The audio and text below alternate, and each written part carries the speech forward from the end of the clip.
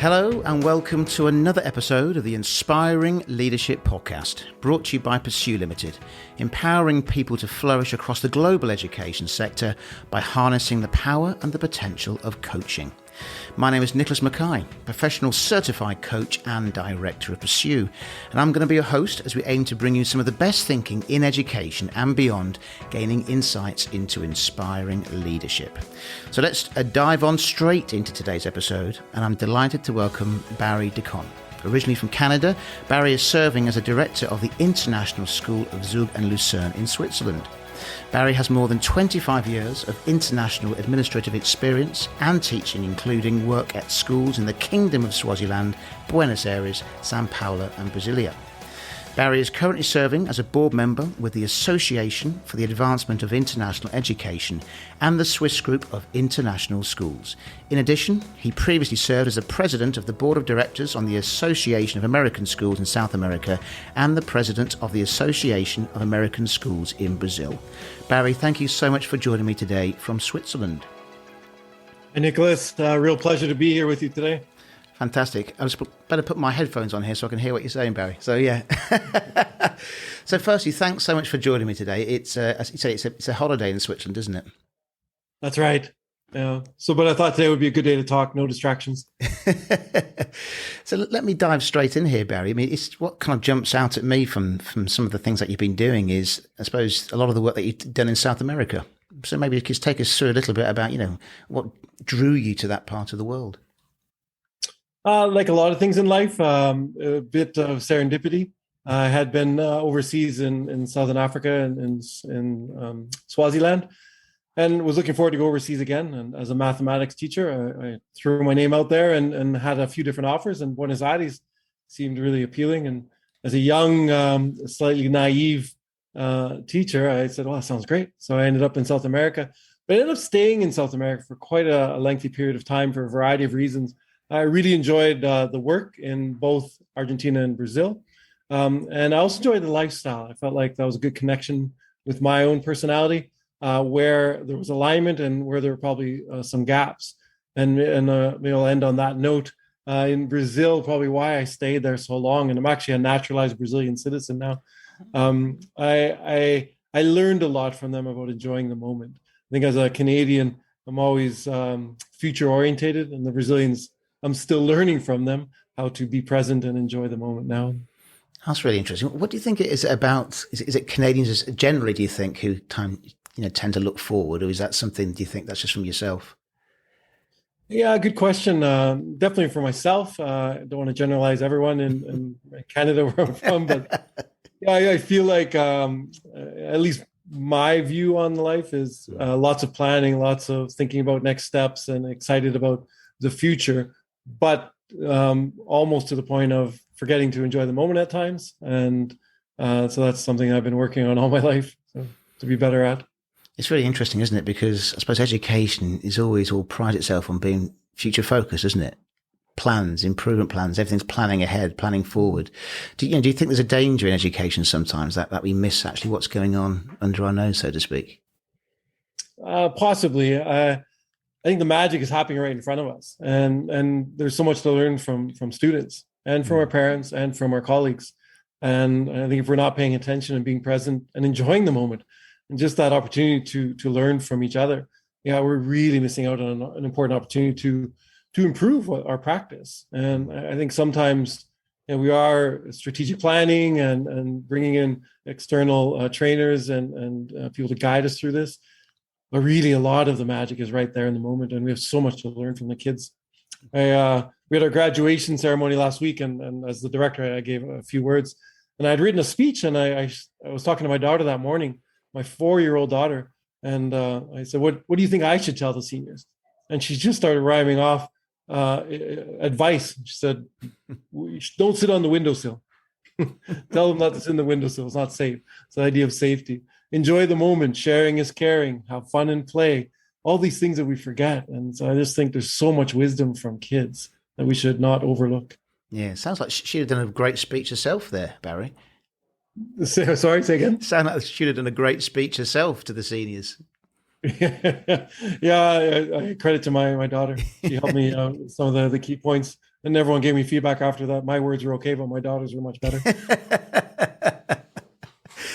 I tell you what's interesting, and again, a lot of the coaching work that I do, and it's actually a couple of days ago, I was down in London working with a head teacher, and I suppose we say live in the moment as a senior leader, and you're director of a school, but it's very difficult to do and to recognise, isn't it? So maybe what are some of the ways that you, I suppose, make sure that you are in the moment in a really hectic environment?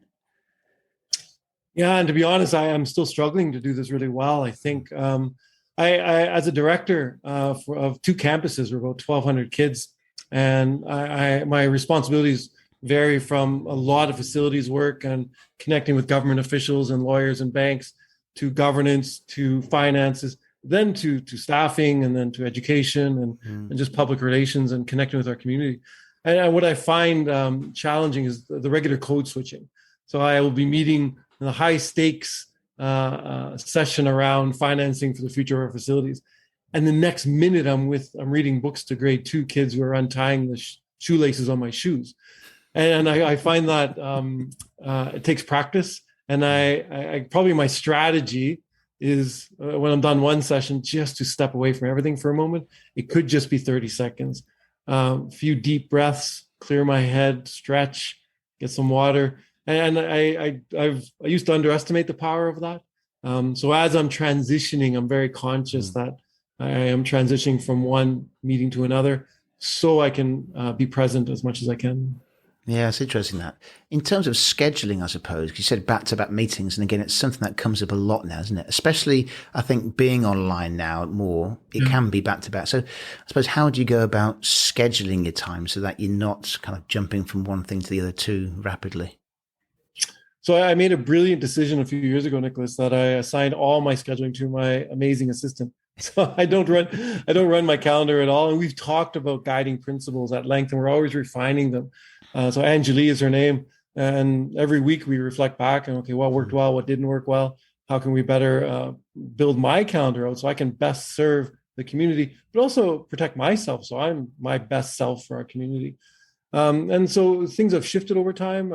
Every week, there's a good chunk of time on Wednesday morning that she has blocked out for me just to clear my head. It's a couple hours, take care of some emails, but clear my head so I can address the deeper problems in a more effective way. She's careful at clarifying and helping me clarify the purpose of meetings. And am I the right person? Sometimes people want to go directly to the director, but I'm not the right person. In fact, I don't have the quick solution. So we're careful about continuing to build that culture in our organization to ensure that people are going to the right people to get things done. It's really interesting. Again, there's so much synergy here with a lot of the things that are coming back to me from some of the clients that I'm working with around meetings. And so the top person, whether it's a director, so the head, are spending too much time running the meetings, when really they could be better placed sometimes either not being in the meeting or actually taking a more facilitative role or coming out so they can look back into what's going on the meeting rather than looking through the agenda and trying to keep people on task.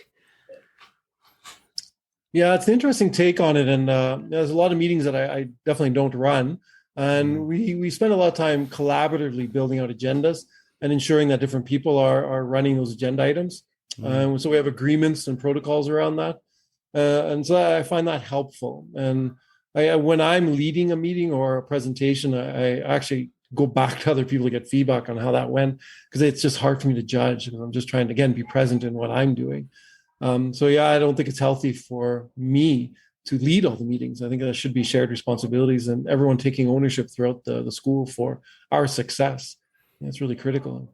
Nicholas, I'll add, we've adopted the Compassionate Systems Framework out of MIT with Peter Senge.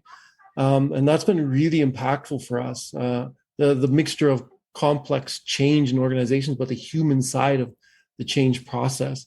And part of that has included different tools to help us talk through a ladder of inference, for example. And those tools have really helped us to clarify and make sure everyone's voices are heard. The second part is we start every meeting with a check-in. And these are meaningful. They're not just icebreakers of any sorts. We're just, could be on a wheel of emotion, how are you feeling right now? And to give whoever's facilitating the meeting a quick sense of where everyone's at and maybe we need to adjust how we're approaching this. So those strategies, it's an ongoing learning process for us, but I find them quite impactful and helpful. And how do the staff find that approach? Yeah, it's gone through iterations. I would say there were times where people felt like, what's a checklist? And okay, who's doing the check-in today? And that's definitely not the intent of it. But I think it's taken hold now in the school, and it's shifting the culture for sure. That I think people realize we're running from teaching a class and then meeting with a parent and having to fill out an order for something into a meeting that's important on how we're going to interact with others and make important decisions. It's really important for us to let go of what just happened, transition in, settle, and then be focused. So I think we're valuing that more and more as time passes, because it comes down to also well-being, and our belief as a school is that well-being is a skill that you can build, and along the lines of resilience also. So what are our strategies to ensure as an organization we're doing everything we can to help ourselves through well-being and resilience? So I suppose the $1 million question is how do you build better well-being and resilience? During COVID, it was really interesting. There was a bit of a push to the school to form a well-being committee and to take more responsibility for that. And we talked at length about that, and we had a survey with the staff. And what came back really was that the school plays a role, but it's not our responsibility as an organization to ensure the well-being of people. That has to be each individual's responsibility, because everyone has different needs. Where the school can play a really important role is to ensure creative ideas are coming forward. We're working together to find ways to support each other, channels to connect, and really make sure that we are not getting in the way with useless administrative tasks or inefficient procedures. And then that is definitely a focus area for us. I know we can do that better. So it's more about us operationally supporting everyone to ensure their well-being. So, for example, someone said, Barry, can we start a yoga class? I said, you don't even have to ask. Just do it. Just get the word out and take control of that in the school. So I hope and I think that culture is shifting in our school. And we have a very talented staff and they have creative ideas. And so it's really exciting to see what comes out and pushes us to be better as a team. Yeah, really interesting that, Barry. And as we said before we came on, your school's been voted or claimed to be the best international school in the world. Is that right? Well, I'm always careful about these kind of awards. I will take the recognition, the celebration. Definitely don't hang our hat on that.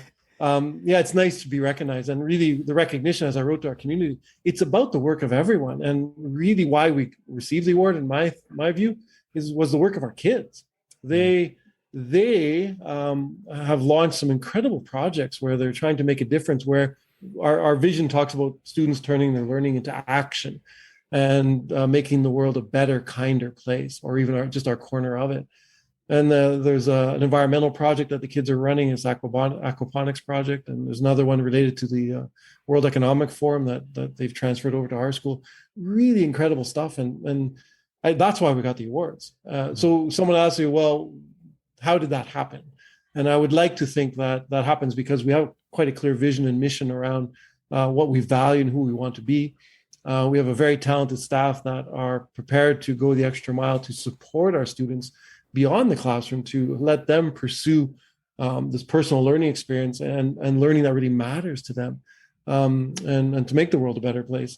So I almost feel like we're doing a good job of getting out of the way while supporting them and taking some risks to allow them to try these things. Sometimes they fail. We're there to support them and go forward. I suppose, what drives you in all this, Barry?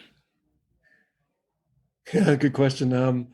A variety of things. Probably my number one driver is we're a not-for-profit school. We're driven by a mission and vision, it's a set of values that are very much aligned with my own. It probably starts with community. I really enjoy being part of a community that's focused on the better development of ourselves, not just our students, but all of us as adults too. We're all in this journey together.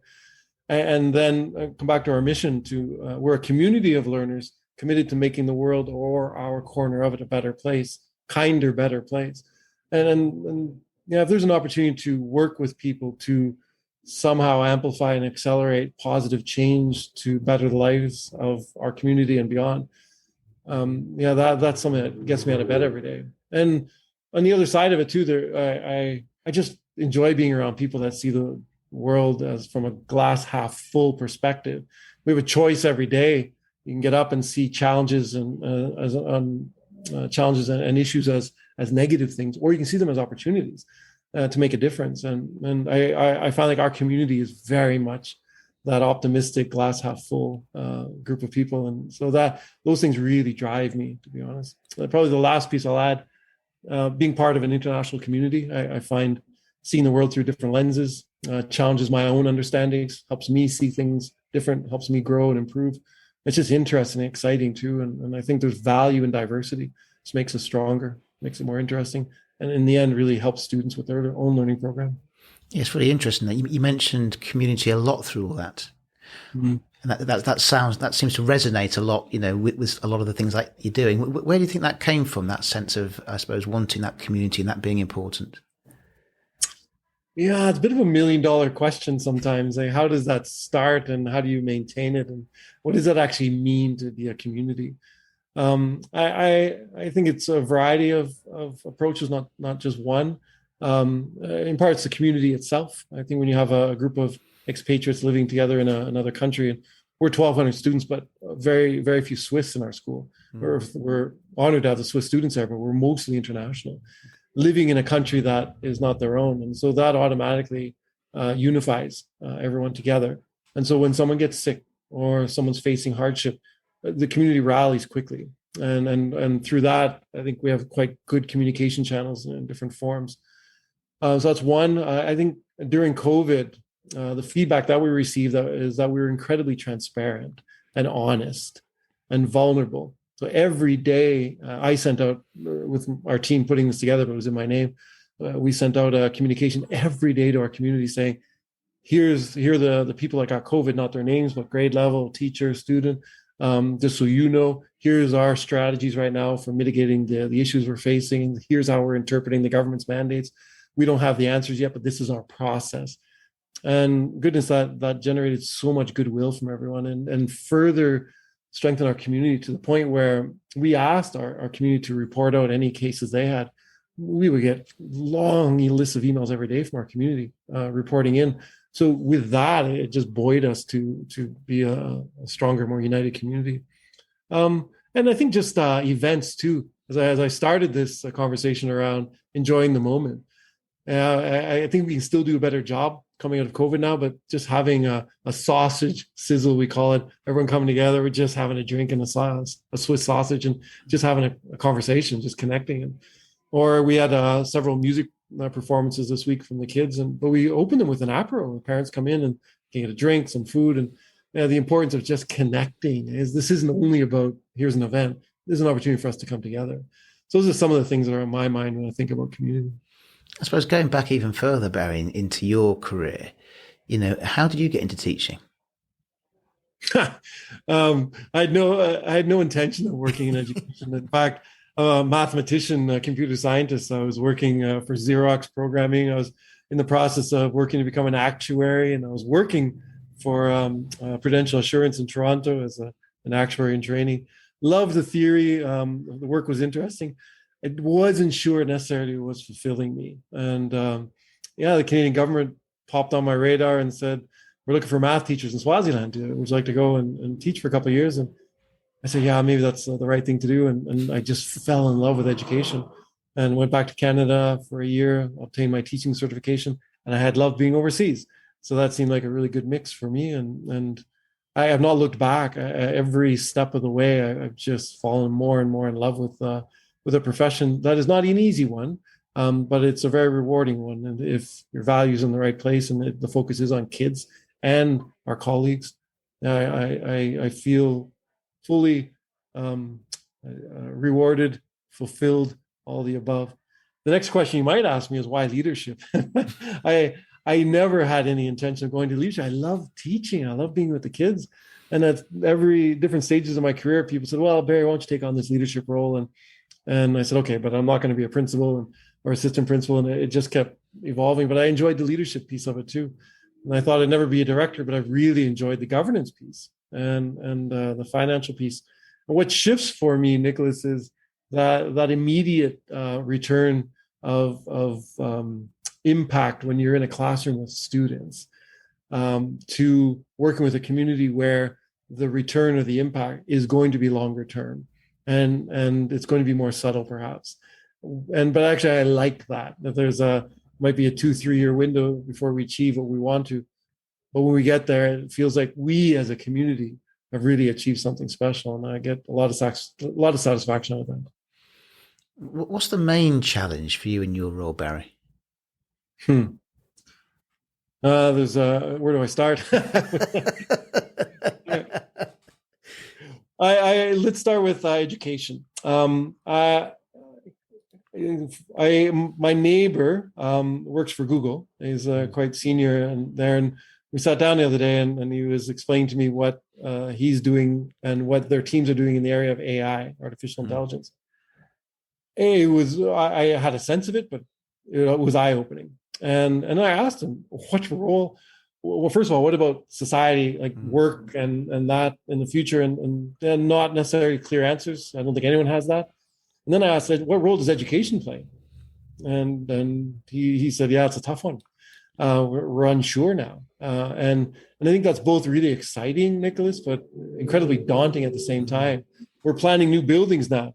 I'm trying to think 30 years in the future what our buildings need to be in terms of useful, impactful learning spaces. Really difficult. And I also think I do believe that education will never lose the human endeavor or human connection part of learning, where we come together, the social aspect of it, learning resilience, understanding body language, able to connect and work with others. I think that those schools will always play a very critical role there. I think us as adults will probably shift more and more into becoming mentors and coaches and guides, just because the technology is going to be incredible around how students can access and learn by themselves. But the power, I really do believe, is in the mentoring coaching piece. And you come back to the awards we have won. Those students had very talented teacher coaches and mentors to help guide them along the way. So those are that's one area I think where I find it really challenging and exciting, of trying to make sure that our school is not necessarily at the cutting edge, but we're on the wave in a good place. So, and then the other side, personally, I think as a director, I just find management of time really challenging and difficult, and how I can use my time to be most impactful, how I ensure I'm taking care of myself, time with my family and our dogs, and just balancing all that and finding just the right balance, for lack of a better word. I find that again exciting, because it's something that we continue to work on to be better at, but also a real challenge. It's interesting about the AI piece, isn't it? I was talking to a coach in a company a couple of weeks ago, and they were talking about how rather than being on Zoom, coaching or working with somebody, they're working now towards being actually in a virtual environment with them, where they have their own avatar and they can move around, and they can choose who they want to be. You can have a meeting in any boardroom in the world. You can have it in a forest, wherever you feel comfortable. You're physically moving. And also, interestingly, this person was talking about the fact that because it's not direct, some people potentially may find it easy to open up because they're actually working through somebody else. And I just sort of sat back and listened to all this, and I thought, we're just getting further and further away from being face to face here, aren't we? The good and bad to that, I suppose. But that connection, I think we've got to be very careful, haven't we, in education, as you were saying, Barry, that connection, however that looks, is still there in whatever shape or form. At the end of the day, I think it's one of the things that makes us human, and I'm sure you've heard this, the social emotional issues and challenges we're seeing among students and staff and parents are the highest levels I've seen in my career right now. And why that is, I'm sure there are a variety of different reasons that we've explored as a team, and no easy solution. But I really think in the absence of personal connection and feeling like you're supported and cared for and loved, you'll see an increase in that. So I think the role of schools, whatever though that will be in the future, that human connection piece, I just can't see that ever going away. I think that would be to our detriment. Yeah, and it's strange, isn't it? Because you've got schools and education moving, giving people more access to online spaces, and then on the other side you've got more pets and stuff coming into schools for connection and working with people. See, it's kind of that real kind of push both ways, isn't it? Yeah, it's and how do we keep up with that? I think in terms of our humanity with technology, how do we keep up with the change we see in technology and manage our own rules and regulations and values? Yeah, I think it's really difficult. So we don't want to put our head in the sand around the technology, because I think the opportunities for learning are endless and really incredible. But I think the challenge of us as teachers, as school leaders, as parents, is to make sure we find that right balance. We're seeing addiction issues, we're seeing advertising issues, manipulation issues with kids, and I have two very young children. I'm an older father. I started a bit late, Nicholas. I have a 4.5-year-old and a 1.5, and I think lots about them and the world that they're coming into, and how can I best prepare them to be wise and protect themselves, but also take advantage of those opportunities. And it's new frontiers. Do you go back to Canada a lot, Barry? At least once a year. My wife's Brazilian, so we have to split our time between the two continents. So we go back as much as we can. FaceTime and Zoom have been incredibly helpful. So we talk almost every day that way. But I definitely, returning to see family is good for the soul and good for my well-being.